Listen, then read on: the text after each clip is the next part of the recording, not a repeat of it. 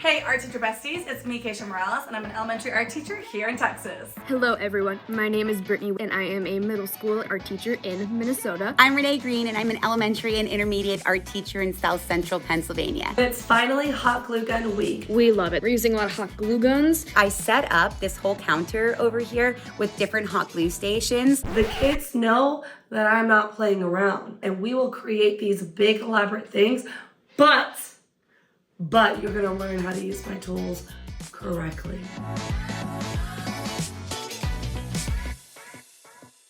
So one of my go-to uses for cardboard simply protects my counter so I don't have to scrape globs of hot glue at the end of the day. So I will take the cardboard rounds from the pizza and I will use these to be placemats for my hot glue station. And then I take my hot glue gun and I plug them in and I'll set them just like that. And in doing this, I found that they still have room on the counter for their project that they're gluing on. And they also have a spot for the glue gun that is designated and is the same at each station. And what's great is that you don't have to switch these out a whole ton. I mean, these ones that I'm showing you here have been used for the last probably week and a half with one of my grade levels that's doing a cardboard project right now. And I'll keep these and reuse them next semester if I need to set up hot glue too. I should say too that at each station I put 2 of the really big hot glue sticks, and we'll obviously use more than this, and sometimes we'll need like a replenishment, but I basically just buy like a really big box of these at the beginning of the year, which is awesome. Really quick, a tip I have for you, just with all my classes doing 3D stuff right now, one thing I've been doing in my classroom, I'm sure it's really popular, but in case you don't know,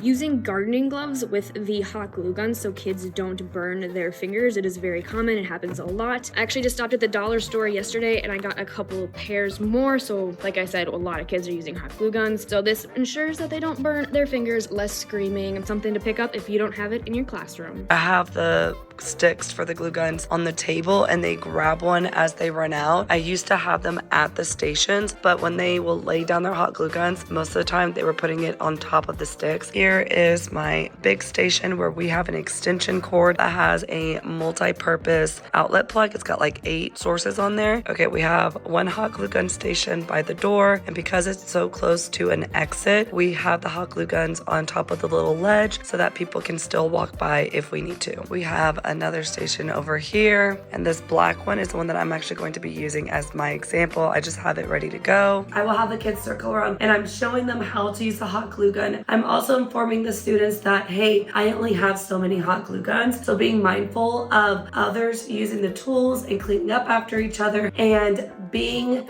very, very clear and setting those expectations that if one student, it only takes one student decides to play around with my hot glue guns, unfortunately, the whole class is going to be affected by it. I do tell my parents, letting them know, hey, we're gonna be using hot glue guns and we're gonna be respectful and so on, letting my teachers know as well. Do I sound like a crazy lady? Am I a bit of a drama queen? Am I dramatic when I explain it?